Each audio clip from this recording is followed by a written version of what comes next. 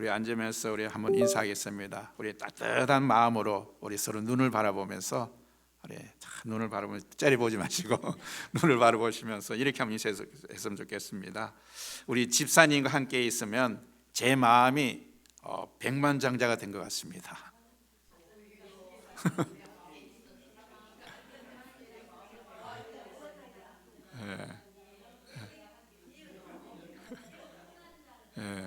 우리 집사님과 함께 했으니까 마음이 풍성해집니다. 여러분, 우리 모두에게는 여러분 등기 부등본이 없는 아주 중요한 밭이 있습니다. 여러분, 우리 밭을 구하면 다 등기 부등본이 있죠. 그런데 등기 부등본이 없는 아주 중요한 밭이 있는데 무엇일까요? 맞습니다. 마음밭입니다.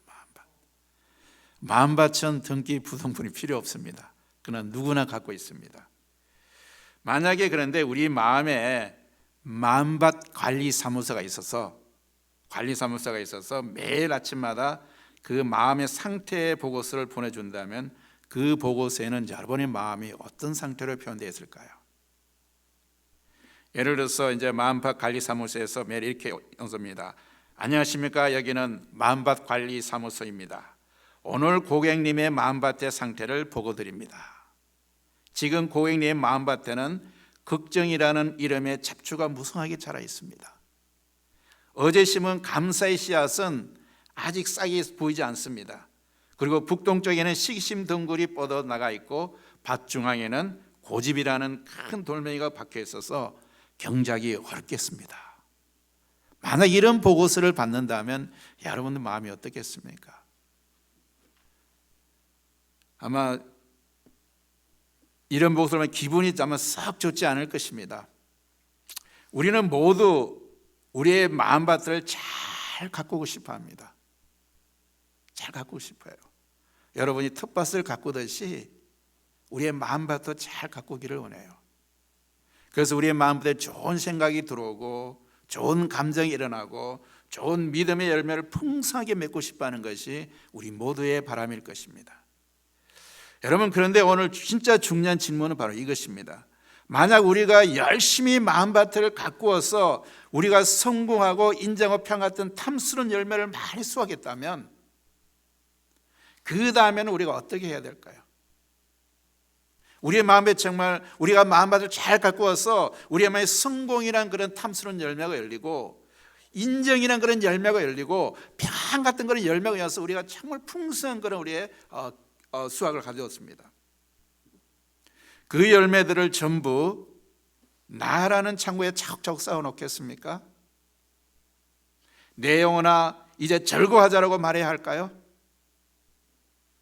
아니면 그 마음밭에 한쪽 모퉁이를 비워두고 누군가가 와서 내 기쁨의 이삭, 내 평안의 이삭을 주워갈 수 있도록 남겨두어야 할까요? 이 질문은 단지 우리의 마음의 문제만은 아닙니다, 여러분. 우리의 상과 시간과 재물, 재능이라는 밭을 어떻게 경작하고 있는가에 대한 우리에 대한 질문이기도 합니다. 여러분, 오늘 성경은 바로 이 질문에 대해서 전혀 다른 두 개의 답을 보여주는데 그것은 밭의 이야기로 우리를 초대합니다. 밭의 이야기로 우리를 초대하고 있어요. 오늘 우리는 성경에 등장한 두 개의 밭 앞에 서 있는 거야. 전혀 다른 주인을 섬기고 전혀 다른 열매를 맺는 두 개의 밭인 것을 우리가 보게 됩니다. 여러분, 첫 번째 밭은 누굽니까? 어디 있습니까? 누가복음 12장에 나옵니다. 어떤 부자가 있었어요. 그런데 그 부자 그에 따라서 정말 대풍을 거둔 거예요. 막 엄청나게 그 수확을 이룬 거예요. 소출이 너무 엄청나게 일어난 거예요. 창고마다 막 거기 가서도 막 창고가 부족한 거예요. 창고 부족. 그 정도로 풍성한 대책이 일어난 거예요. 더 이상 들어갈 자리가 없을 정도로 풍성한 그런 수확을 누렸습니다. 그래서 그는 행복한 고민에 빠져들었습니다. 저희들 이런 행복한 고민에 빠져드는 게 좋겠죠. 이렇게 말했어요. 내가 이렇게 하리라. 독백을 하는 거예요, 스스로. 내 곡간을 헐고 더 크게 짓고 내 모든 곡식과 물건을 거기 쌓아두리라. 이런 막 큰 독백을 하면서 마음에 그런 막 플랜을 가진 거예요. 여러분, 그의 말에는 치밀한 계획이 있습니다. 치밀한 계획이 있죠.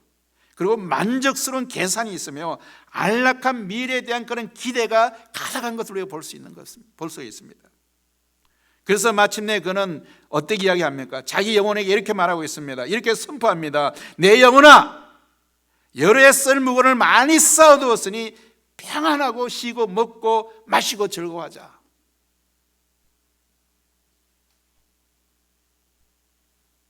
그런데 여러분, 그가 미래를 설계하던 바로 그 밤에 하나님께서 그에게 말씀하십니다. 어리석은 자요, 오늘 밤에 내 영혼을 도로 찾으리니 그러면 내가 이제까지 준비한 그것이 누구의 것이 되겠느냐?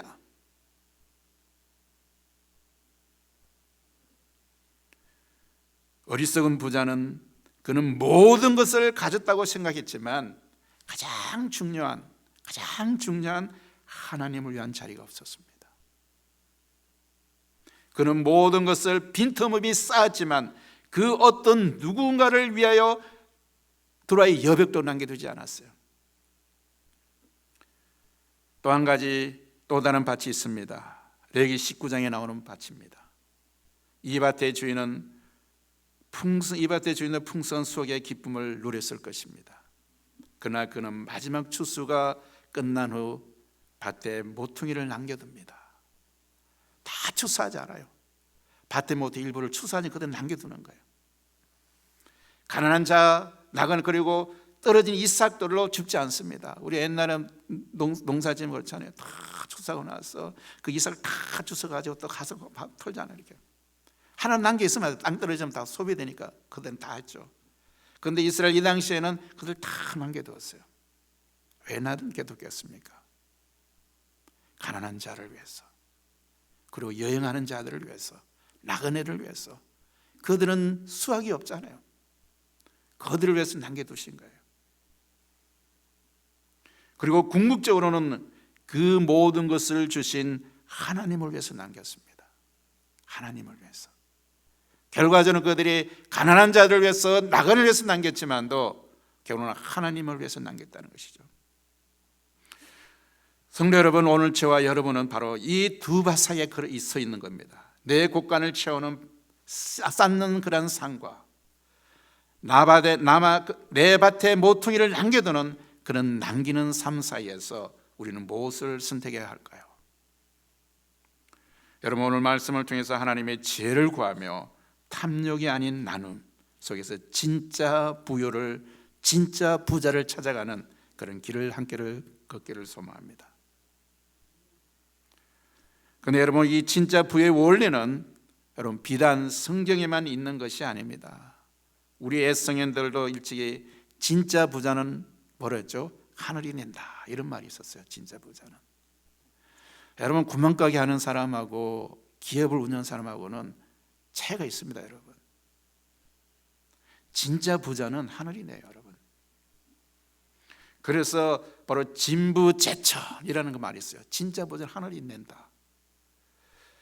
그래서 어렴풋이 그 비밀을 어렴풋이 알고 있었습니다. 혹시 작은 구멍가게를 운영하는 주인과 거대한 기업을 이끄는 경영자의 가장 큰 차이가 무엇이라고 생각하십니까, 여러분? 무엇일까요, 여러분? 단순히 재물의 차이일까요, 여러분? 아닙니다, 여러분. 재물을 대하는 태도와 철학의 차이입니다, 여러분. 구멍가게 하는 사람과 큰 기업을 하는 사람들은, 여러분, 어떤 사람은 돈을 벌기 위해서 밤낮으로 돈을 쫓아다닙니다. 어떻게든 한 푼이라도 더 쌓으려고 애를 씁니다. 그는 돈의 주인이 아니라 돈의 노예가 되어버린 겁니다, 여러분. 그의 재물은 고인물처럼 점차 생명력을 잃어갈 것입니다. 하지만 하늘이 내는 부자, 진짜로 큰 부를 이룬 사람들은 돈을 쫓아가지 않습니다, 여러분. 오히려 돈이 그를 따라오게 만듭니다. 돈이. 그들은 재물이라는 자신에게서 흘러나가서, 재물이라는 자신에게 흘러나가서 더 많은 사람들에게 흘러갈 때에 그 더 큰 강물이 되어서 자신에게 돌아온다는 그런 물의 원리를 깨닫고 있는 사람들이에요. 재물은 잘 갖고 있으면 그것만 썩어서 그냥 흩어져요. 그러나 이 재물이 흘러나갈 때에 더 많은 사람들이 흘러가고 그것이 강물이 되어서 자신에게 다시 돌아온다는 것을 느끼기 때문에 돈이 돌아온다, 돈이 그런 생각을 갖고 있는 거예요. 그래서 그런 물의 원리를 압니다. 옛날 오래전에 우리가 감명 깊게 읽어봤던 그런 드라마가 있죠. 뭡니까? 상도. 역사적인 인물, 그 조선 시대의 거상 임상옥을 바로 배경으로서 한 그 상도인데, 그 임상옥이 아주 기가 막힌 말을 했어요. 그분이 상인이었지만 굉장히 철학적인 그런 말을 한 거예요. 그 말이 뭐냐 그러면, 재물은 평등하기가 물과 같고 사람은 바르기가 저울과 같다는 위대한 말을 남겼습니다. 재상평요수 인종직사형. 여러분, 물을 억지로 가두려 하면 어떻게 됩니까? 물을 억지로 가두면 썩어버려요. 물은 그와 같이 재물을 움켜쥐려고 하면 그 가치를 잃는다는 것입니다. 여러분, 그는 나눔과 베품을 통해서 재물을 다스렸고 그 결과 재물이 그게 몰려들게 만들었어요. 말이야. 그래서 엄청난 부가 그에게 몰려드는 거예요. 여러분, 결국 진짜 부여는 내 노력과 내 계산으로만 이루어지는 것이 아니에요. 여러분 큰 기업 하시는 그 대기업 회장들의 그 일대기를 한번 보십시오. 여러분, 그분들이 어떤 일을 할 때 정말 자기 노력도 있었지만도 어떤 그런 도움이 있었다는 게 자기 힘으로 되지 않았던 것이 너무 많은 거예요. 그 일대기를 보면 전혀 될 수 없었던 것들, 그런 것들이 되어지는 것들. 뭐 현대 정종 회장님의 그 일대기를 보십시오. 여러분, 우리나라 아무것도 없을 때 외국 가서 차관 받아올 때 보세요. 그냥 거북선에 있는 돈 하나 닦고 가서 우리 옛날 거북선 만들었다. 아무것도 없으면 그걸 가지고 수들 따내잖아요. 이렇게 사람의 힘으로 될 수 있는 게 아니에요. 여러분, 하늘의 도움이 있어야 돼요. 여러분,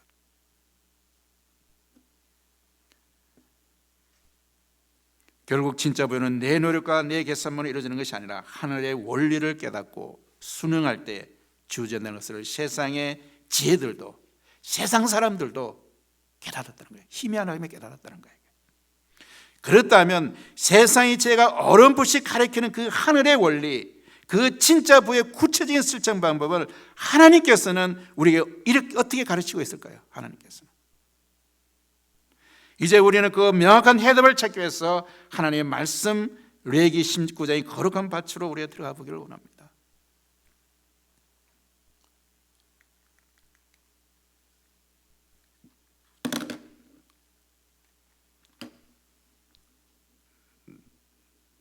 PPT가 작동이 안 되네.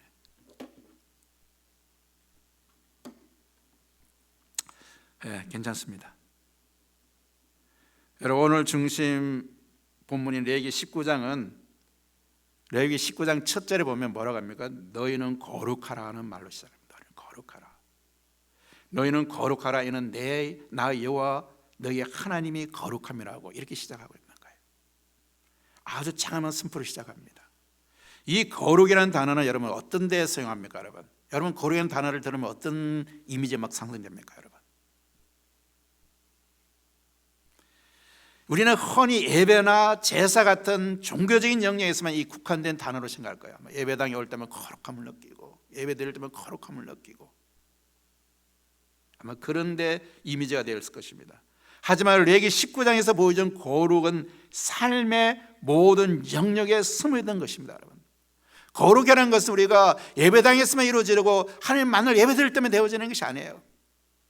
하나님께 내가 거룩하니 너희도 거룩하라는 것은 너희가 세상에 나가서 빛과 소금 같은 역할을 하면서 세상 속에서 거룩함을 보이라는 거예요. 여러분, 그래서 오늘 본문에 말한 것처럼 밭에 곡식을 거둘 때에도 가난한 이웃을 위에 남겨두는 것, 모두가 하나님의 거룩하심을 닮아가는 삶의 방식이었다는 것이죠. 이게 예배 때문에 이러는 것이 아니라, 여러분 고대 농업사회에서 밭에 모퉁이와 떨어진 이삭을 생존과 지킬 때 문제였어요. 생존과 지킬 때 문제. 그것을 남겨두라는 명령은 단순히 어려운 사람을 돕는 자선을 넘어서 모든 땅과 소출의 주인이 하나님이심을 인정하는 신앙 고백이었어요. 오늘 어제 우리가 예배드리기 전에 우리가 묵상했잖아요. 이 모든 땅과 모든 하나님의 것이다. 바로 이걸 모퉁이를 남겨두고 이삭을 떨어뜨린 것을 줍지 않는 것은 하나님의 것을 인정하는 신앙 고백이라는 것이죠. 또는 하나님의 자비와 공의의 성품을 이스라엘 공동체 안에서 구체적으로 실현하는 정의로운 제도였던 거예요. 여러분, 우리가 어떻게 하나님 믿는 사람으로서 하나님의 거룩을 다른 사람이 보여줄 수 있겠습니까? 여러분, 무엇으로 보여줄 수 있겠어요? 여러분, 하나님의 선하심을 여러분 어떻게 사람들에게 증명할 수 있습니까? 여러분, 그것은 바로 하나님을 믿는 여러분, 우리 모두가 하나님의 성품을 가지고 하나님의 거룩을 비추는 거예요. 여러분, 즉 이삭을 남기는 행위는 성전에서 드리는 제사만큼이나 중요한 거룩의 실천이었다는 거예요. 예배보다도 오히려 더 이 우리의 삶을 통해서 하나님의 거룩을 나타내는, 그렇다면 그 지혜의 길은 어디서 시작할까요? 우리는 먼저 하나님께 친히 그분의 백성에 직접 보여주시고 명령하신 밭, 바로 레위기 19장의 밭으로 우리의 발걸음을 옮겨야 됩니다. 여러분, 세상의 눈으로 보면 손해처럼 보이고 우리가 경제의 논리로 이해할 수 없는 이 남김의 명령 속에 하나님은 어떤 거룩한 뜻을 담으실까요? 우리가 세상적인 논리나 우리 경제의 논리를 보면 그것을 왜 남겨? 낭비가 아닐까? 싹싹 끌고 모아야지.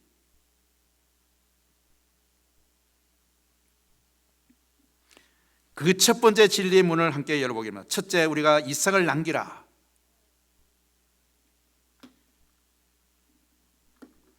레위기 19장 9절과 10절에 이렇게 명령합니다. 너의 땅에서 곡식을 거둘 때에 너의 반 모퉁이까지 다 거두지 말고 떨어진 이삭도 줍지 말며 너는 그것을 가난한 자와 나그네를 위해 남겨두라. 그리고 뭐라고 말했습니까? 마지막에 나는 너희 하나님 여호와니라. 하나님이 말씀하시는 거예요.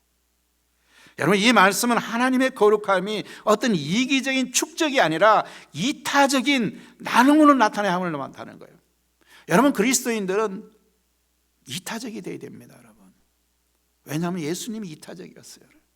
이 세상에 가장 이타적인 사람은 예수님이에요. 왜냐하면 자기 몸을 버려서 다른 사람이 죽어주기까지 했잖아요. 우리가 예수님을 쫓아간다 그러면 우리의 마음속에서 어떤 이기적인 마음보다 우리가 더 이타적인 마음으로 내 자신보다 이웃을 사랑하는, 뭐라고 하는데 내 몸처럼 이웃을 사랑하려 했잖아요. 이게. 그것이 주님이 가르친 말씀이잖아요. 이타적인 거잖아요. 내 몸처럼 늘 이웃을, 타인을 사랑하라는 거예요. 그것이 바로 기독교의 정신이에요. 이타적인 것이. 이삭을 남기는 행위는 내 삶에 하나님을 위한 여백을 남겨두는 겁니다. 여러분, 하나님이 들어오셔서 나와 거주할 수 있는 그런 여백을, 공간을 남겨두는 거예요. 이웃을 위한 공간을 의도적으로 만드는 믿음의 결단입니다. 여러분, 밭은 생존의 터전이고 수확은 한 해의 노력이자 가족의 생계입니다. 그런데 하나님은 바로 그 생존의 공간 한 구석을 남기라고 말씀하시는 거예요. 그 남겨진 모퉁이는 단순한 자투리 땅이 아닙니다. 우리가 썩어 남아서 버려지는 땅이 아니라 썩어 남기 때문에 남겨두는 게 아니에요. 여러분, 우리가 하나님을 대하는 예배하는 태도 그거잖아요. 우리가 가장 좋은 것을 하나님께 드리는 것, 추수감사절이 되었잖아요. 가장 귀한 것, 내가 막 쓰다가 남는 것 드리는 게 아니에요. 우리가 먼저 하나님을 먼저 우선적 떼어놓는 것, 그것이 우리에게 중요한 거예요. 예배는 자세고 태도고 마음입니다. 여러분, 그것이 양이 크고 작은 것이 아니에요. 여러분, 적은 것일지라도 내가 어떤 마음으로 어떤 자세로 하는 게 드리냐, 그것이 중요한 거예요. 여러분, 우선순, 자투리 땅이 아니라 하나님을 생각해서 먼저 떼어놓는 것들, 그것은 바로 하나님의 주권을 인정하는 믿음의 자리였고 공동체의 연약한 자들을 품는 사랑의 공간이고 여백이었으며 이 삭막한 생수에서 숨 쉴 수 있는 은혜의 그런 바로 숨구멍입니다. 여러분, 이 세상에 다 계속 보면 너무나 경쟁력 가운데서 각박해져요. 여러분, 공간이 없어요. 여러분, 여러분, 저희들이 제가 어렸을 때 자랄 때는, 시골에 있을 때도 가끔은 가면 땅콩밭에 가서 땅콩 하나 그냥 쓰리하고, 길에 가서 참외밭에 치마도 쓰리하고, 그것이 알지만도 서로 보면 같이 하도록 이게 묵인 됐어요. 요즘은 그래 하면 큰일 납니다. 요즘은 괜히 그랬다가 정말 감옥 가요. 여러분, 세상이 각박해졌습니다. 사랑이 식어져 가요. 이것이 바로 예수님께서 말씀했던 또 얘기예요. 말세가 되면 갈수록 세상이 각박해지고 사랑이 식어질 것이다. 똑같이 되어가고 있잖아요. 똑같이 되고 있잖아요. 세상이 이렇게 각박해 된 거야. 이렇게 이러한 삭막한 세상 속에서 숨쉬는 언어의 공간, 우리가 스스로 우리 공간을 열어놓고 우리의 못것못이를 남겨놓고 이삭을 줌잡고 남겨두는 것들, 이것이 바로 세상에 숨 쉴 수 있는 숨통을 만들어주는 겁니다. 여러분, 이러한 남김의 영성은 바로 시대를 초월하여 그리스도인들의 삶 속에서 빛을 발했습니다. 여러분, 19세기 영국 산업혁명이 한창일 때에 이제 산업혁명이 한창 이러니까 농사나 이런 것들이 다 이렇게 이렇게 되고 막 사람들 도시로 다 몰려드는 거예요. 도시로 몰려들다 보니까 사람들이 몰려들다 보니까 일자리는 없어지고 막 도시가 막 엄청나게 그런 실업자들이 막 생긴 거예요. 거리에는 이제 막 요즘에는 홈리스 같은 사람 막 생겨나고, 그래서 사람들이 하루 일자리를 구하기 위해서 막 뛰는 거예요. 요즘도 뭐 일일 일자리 있잖아요. 가서 다 써 있다가 누가 날 택업해주면 오케이고, 옷은 그냥 굽는 사람들, 요즘도 그런 사람이 있을 거야. 일자리에서. 그때도 그랬던 거예요. 이렇게 그 수많은 노동자들이 열악한 데서 고통받았습니다. 그때 한 기독교인 공장주가 매일 아침 공장 문 앞에 갓 구운 빵이 가득 담긴 바구니를 쭉 놓아놓았습니다. 그러고 나서 이렇게 말합니다. 그리고 이런 편만을 붙여놓았습니다. 이 빵은 오늘 일자리를 얻지 못한 분들을 위한 것입니다. 여러분, 그는 요란하게 자신의 선행을 알리지 않았습니다. 하지만 그는 자신의 사업이라는 그런 밭에서 이삭을 남기는 삶, 하나님의 거룩함을 실천하는 그런 삶을 살았던 거예요.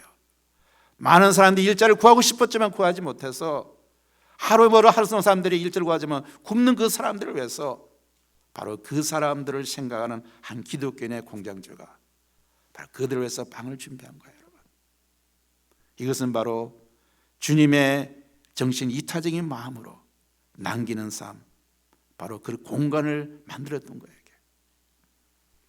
오늘 우리에게도 이 말씀은 무엇을 의미합니까?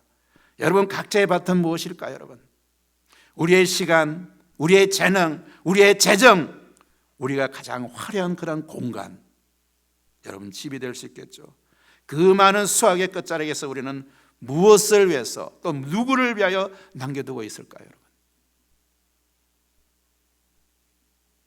우리의 삶에 가난한 자와 나그네 된 이웃이 주어갈 수 있는 남겨진 이삭이 여러분 있다고 생각하십니까? 누군가가 여러분 공간에 들어와서 쉬고 갈 수 있도록 그런 남겨진 그런 공간이 있을까요? 두 번째는 바로 어리석은 자여, 이렇게 말씀합니다. 이것은 바로 하나님 없는 계획의 위험을 이야기하는 거예요. 하나님 없는 계획은 어리석은 자가 되고 위험하다는 겁니다. 여러분, 이제 레위기의 밭과 국면에 대조되는 누가복음 12장의 밭으로 다시 들어가기를 원합니다. 그 어느 때보다 풍년을 맞이한 부자는 기쁨에 차서 돋보이기를 시작합니다. 그런데 그의 말을 자세히 들여다보면 이상한 점을 발견할 수 있겠죠. 무엇을 발견하겠습니까? 내가 이렇게 하리라. 내 국간을 걸고 내 모든 곡식과 물건을 쌓아두고 내 영혼에게 이르되. 여러분, 이 짧은 독백에 나와 내 것이라는 단어가 무려 6번이나 나옵니다. 계속 반복되는 거예요. 뭐지? 자기, 내가 계속 반복되는 거예요. 여러분, 성경은 마음에 가득한 것을 입으로 말한다고 그래요. 마음에 가득한 것 입으로 말한다. 그 사람이 입으로 말하는 그것을 그 마음에 가득했기 때문에 나오는 거예요. 이게. 여러분, 말과 마음은 연결되어 있습니다. 여러분, 마음에 가득 찬 것이 말을 통해서 나올 수밖에 없는 거예요. 여러분, 말은 우리 영혼의 상태를 보여주는 스피커와도 같은 거예요. 여러분, 말이라는 것이 이 부자 입에서 나오는 나와 내 것이라는 반복되는 언어는 그 먼저 그의 마음의 창고가 무엇으로 가득 차 있는지를 우리에게 보여주는 거예요. 무엇으로 가득 차 있습니까? 내가로 가득 차 있는 거예요, 여러분. 하나님의 단어가 없어요. 거기는 그 창고에 하나님 단어가 없어요. 바로 자기 자신을 향한 사랑과 자신의 소유된 거는 바로 탐욕입니다, 여러분. 더 나아가서 말은 단지 마음을 드러낼 뿐만 아니라 거꾸로서 우리의 생각과 삶을 지배하기 시작합니다, 여러분. 여러분 아닌 말도 계속 반복해 보시죠. 그 말이 세뇌되는 거예요, 이게. 자기 체면을 시켜, 여러분. 그래서 말이 중요한 겁니다, 여러분. 이 말에 힘이 있는 거예요, 여러분. 말 한마디로 천냥병을 간다고 그랬죠. 말 한마디로 사람을 죽일 수도 있고 살릴 수도 있는 거예요, 여러분. 말을 계속 심리로 막 반복해, 부정적인 말을 계속 반복해 보십시오, 여러분. 부정적인 사람이 될 수밖에 없는 거예요, 여러분. 우리가 어떤 말을 쓰느냐에 따라서 우리의 삶의 자세, 우리의 태도와 방향이 달라진다는 거예요, 여러분. 자신을 세뇌시킵니다. 그가 내 곳간, 내 영혼이라고 반복하는 동안에 바로 그의 말은 하나님이 사라진 자기 중심적인 세계를 더욱 견고하게 만드는 것이죠. 바로 그때에 하나님께서 그에게 개입하십니다. 어리석은 자여, 오늘 밤 내 영혼을 도로 찾으니 그러면 내 준비한 것이 누구의 것이 되겠느냐? 누구 것이 되겠습니까, 여러분? 여러분들이 열심히 모았어요, 여러분. 참 밤잠도 자지 않고 남의 그런 모든 멸시와 조롱을 받아가면서 돈이 되는 것은 다 끌고 모았어요. 다 끌고 모았어요. 그런데 그 영혼이 하나님이 개입하시면 어떻게 되겠습니까, 여러분? 만약에 하나님께 여러분 영혼을 데려가시면 여러분 그렇게 수고하고 애쓰모은 그것이 누구 것이 될까요? 여러분 자녀의 것이 될까요?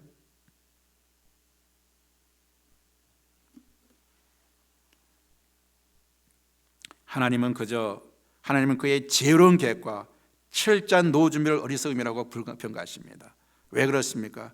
바로 생명의 주인이 누구인지 잊었기 때문입니다. 여러분 오해하지 말아야 돼요. 계획하지 말라는 게 아닙니다. 노후 준비하지 말라는 게 아니에요.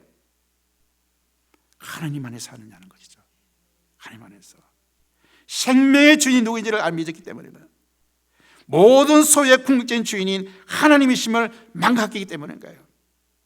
역사는 이러한 어리석음을 반복해서 증언합니다. 주 64년에 보니까 로마에 끔찍한 대화재가 일어났습니다. 엿새 밤낮으로 도시를 불태웠어요. 여러분 하루 동안 불타는 게 힘든데 엿새 밤낮 불태웠다면 얼마나 끊어게 불이 꺼지지 않는 거예요. 도시 전체가 다 타버린 거예요.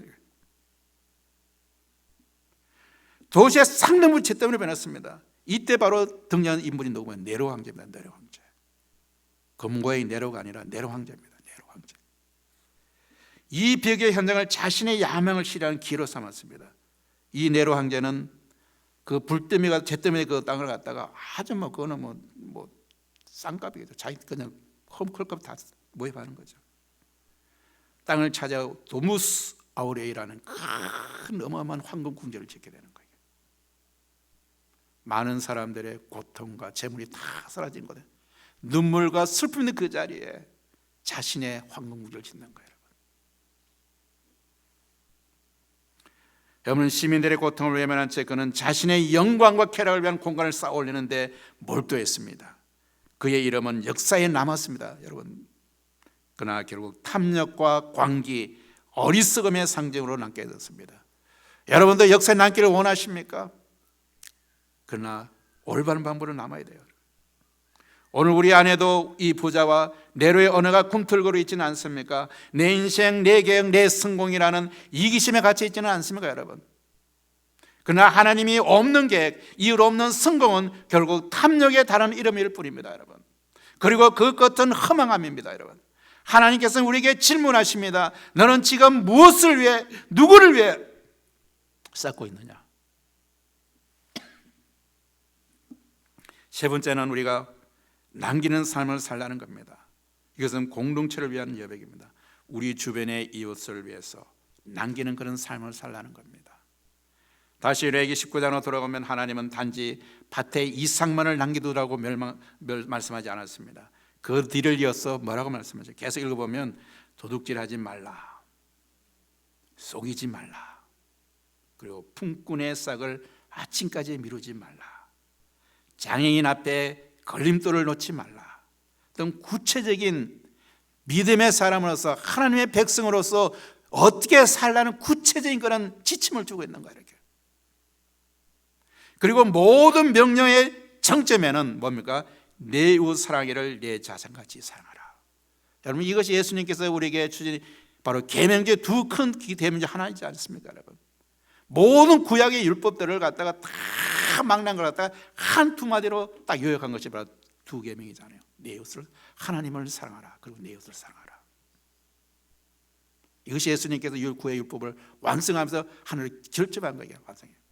그런데 오늘 하나님께서 레위기에서도 내 이웃 사랑하기를 내 자신과 같이 사랑하라. 여러분, 이웃을 누가 같이? 내 몸같이 사랑하는 거예요. 내 몸과 같이. 여러분 몸을 어떻게 사랑합니까, 여러분? 조금만 아프면 병원 달려가죠. 힘이 좀 날 것 같으면 뭐 보약 찢어 먹고 개구리 다 잡아먹고 메뚜기 다 잡아먹잖아요, 여러분. 여러분 몸은 그렇게 관리하잖아요, 여러분. 이렇게 헬스장도 막 다니죠, 여러분. 그렇게 이웃을 그렇게 사랑하라는 겁니다.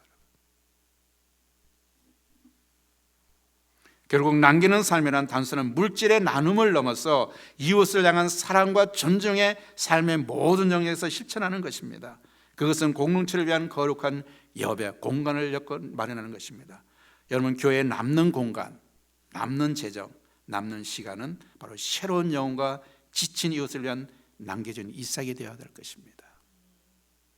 우리의 환대는 하나님 나라를 경험하게 하는 통로가 되며, 우리가 교회에 오면 사람들을 환대하고 친절하게 대하는 것들, 통로가 되며 우리가 내어야 되는 여백은 하나님의 임재가 머무는 공간이 되어야 됩니다. 항상 우리 교회는 하나님에 대한 여백을 남겨둬야 돼요, 여러분. 끔찍했던 한국전쟁이 끝난 직후 온 나라가 잿더미 위에 주저앉아 있었습니다. 근데 한 시골의 작은 교회도 이제 전쟁을 겪었으니까 교회도 힘들 수밖에 없잖아요. 폭격으로 맞아서 지붕이 다 날아가 버린 거예요, 교회에서. 성도들은 뺑 돌려 뻥 뚫린 걸 하늘을 보면서, 뭐 성도들도 한 20명, 그 시골 교회는 많지가 않잖아요. 그래서 맨날 예배 드릴 때 뻥 뚫린 하늘을 바라보며 예배를 드리는 거예요. 우리 교회는 이렇게 툭 떨어도 하늘은 안 보이잖아요, 이렇게. 여기 천장이 이렇게 툭 떨어지는데도 하늘을 안 보이면 참 다행이죠, 이렇게. 그런데 거기는 하늘이 보이는 거예요, 이렇게. 그렇게 예배를 드리는 거예요.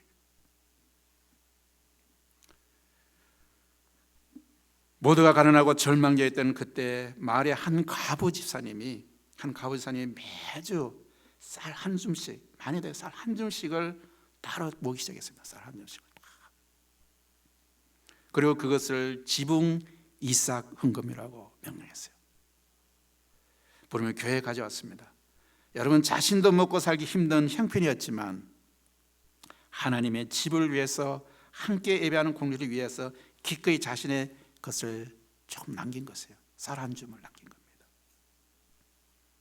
이 작은 나눔이 마중물이 되어서 온 교인들이 동참했고, 마침내 그 헌금으로 교회의 지붕을 다시 세울 수 있다고 합니다. 누군가가 시작하는 한 줌의 작은 마중물, 그것이 공동체를 살리는 거예요. 그것이 프론티어, 개척자의 마음으로 세워줄 때 많은 사람이 움직이는 겁니다. 여러분, 그래서 그 지붕은 단순히 비바람을 막는 지붕이 아니라 절망 속에서도 희망을 일군 믿음의 증거였다고 공동체는 다시 세운 사랑의 기념비였습니다. 여러분, 누군가 와서 다 그 지붕 고치면 좋았겠죠. 그러나 그들은 그렇게 하지 않고 모든 적은 무리지만 모여서 자기들이 이루는 거예요. 그래서 우리도 할 수 있다, 우리도 남의 도움이 없이도 뭔가 할 수 있다는 것을 보여준 거예요. 그 저력을 보여준 거예요. 쌀 한 줌의 기적이 일어난 거예요.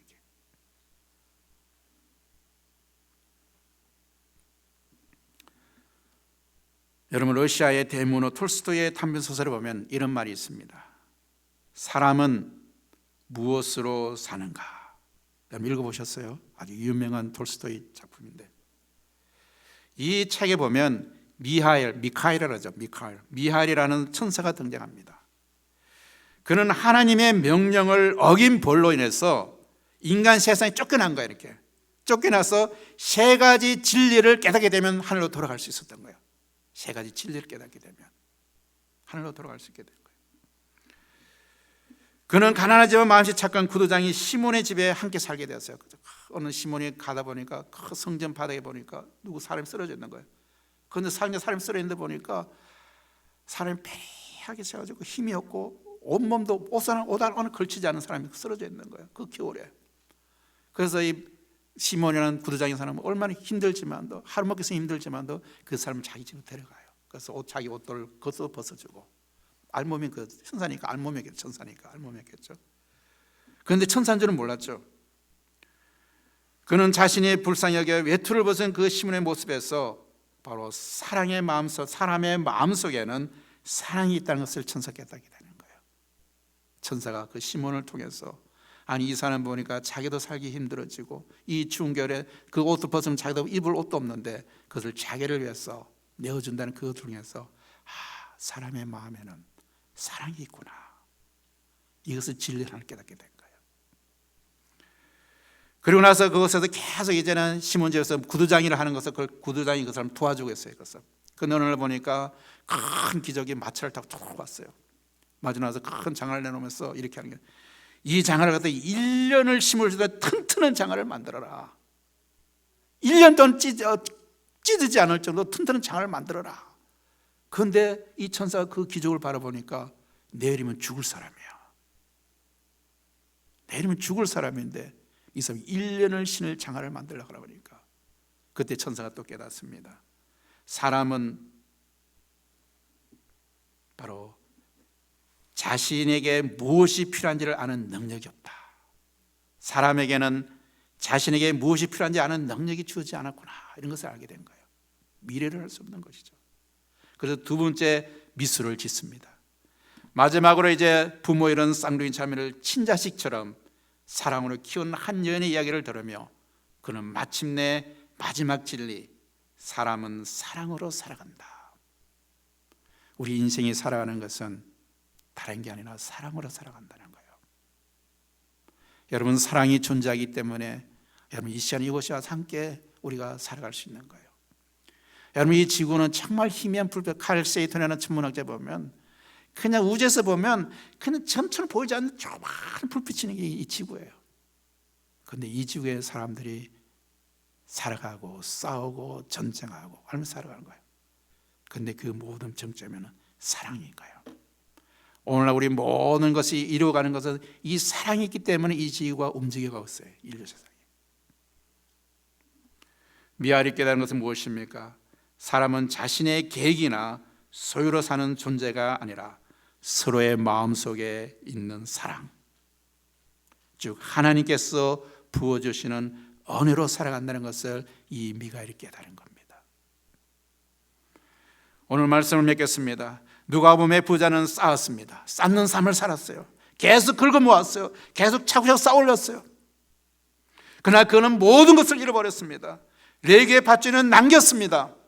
그러나 그는 모든 것을 얻었습니다. 세상적으로 봤을 때는, 경제 원리로 봤을 때는 이것이 불의없는 것이고 전혀 아닌 것 같지만 남겨졌을 때에 그는 모든 걸 얻게 된 거예요. 이것이 역설입니다. 탐욕은 움켜쥐고 쌓지만 결국 모든 것을 썩게 만듭니다. 나눔은 손을 펴고 남기지만 그것에는 생명의 열매가 맺힙니다. 인간적인 계산은 마음의 문을 굳게 닫지만 하나님의 거룩한 명령은 우리의 삶을 활짝 열게 됩니다. 오늘 설교의 부제목처럼 우리는 곡식을 끝없이 쌓을 것인가, 아니면 사랑의 이삭을 남길까 하는 그런 갈림길에 우리가 서 있는 겁니다. 이 질문은 단지 물질에서 대한 질문이 아닙니다. 이것은 우리의 인생의 주인이 누구이며 우리 삶에 무엇을 하고 있는가에 대한 근본적인 건 인생의 질문인 것입니다. 여러분의 주인이 누굽니까? 여러분의 인생의 목적이 무엇입니까? 이 질문 앞에 우리를 위해 모든 것을 남기며 되어주신 누구를 남겨? 예수 그리스도를 바라봐야 됩니다. 하늘 보좌의 영광을 버리고 이 땅에 오신 그분이야말로 가장 위대한 남김의 그런 삶을 우리에게 보이신 거예요. 자신의 몸을 십자가에 빚으시고 자신의 피를 양김없이 쏟으심으로써 우리의 영원한 생명의 길이 되셨습니다. 그분은 우리를 위해 모든 것을 내어신 떨어진 이삭이요 남겨진 모퉁이돌이 되신 것입니다. 그러므로 진짜를 찾아가는 길은 바로 이 예수 그리스도를 따라 우리의 삶의 끝자락을 그분을 위한, 그리고 그분이 사랑하는 이웃을 위한 자리를 남겨두는 삶 속에서 시작될 것입니다. 사랑하는 성도 여러분, 이제 우리는 선택해야 됩니다. 세상은 더 큰 곳간을 지으라고 속삭이지만 주님은 거룩한 밤모퉁이를 남기라고 우리에게 말씀하고 계십니다. 여러분, 진짜 인생은 쌓아올리는 내 것의 높이가 아니라 예수 그리스도를 위해서 가져 기꺼이 피우던 삶의 깊이로 증명되는 것입니다. 여러분의 밤모퉁이는 오늘 누구를 위해서 남겨져 있습니까? 우리가 일주일을 살아가면서 이 말씀이 여러분 가슴에, 이 질문이 여러분 가슴을 계속해서 여운처럼 남겨서 속삭이며 여러분에게 도전하기를 원합니다. 여러분의 밤모퉁이는 오늘 누구를 위해 남겨져 있습니까? 기도하겠습니다. 주님, 어리석은 부자처럼 제 인생의 창고를 채우는 데만 급급했던 죄를 용서하여 주옵소서. Lord, please forgive us for being like that rich fool, so preoccupied with filling the storehouse of our lives. 이제는 저희 삶의 밭에서 주님을 위한 거룩한 모퉁이를 남기게 하시고 이웃을 위한 사랑의 이삭을 남기는 저들이 되게 하여 주옵소서. Help us now to live the holy commer for you in the field of our lives, and for become people who live behind the gleaning of love for our neighbors. 모든 것을 내어주신 예수 그리스도의 사랑에 감격하며 그 사랑을 흘려보내는 진짜 부유한 인생이 되게 하여 주옵소서. Overwhelming by the love of Jesus Christ, who gave everything for us. May we live truly rich lives that let their love flow out to others. 예수 그리스도의 이름으로 기도드립니다. In Jesus' name we pray, Amen. 우리 다 같이 일어나서 성령 찬양하겠습니다.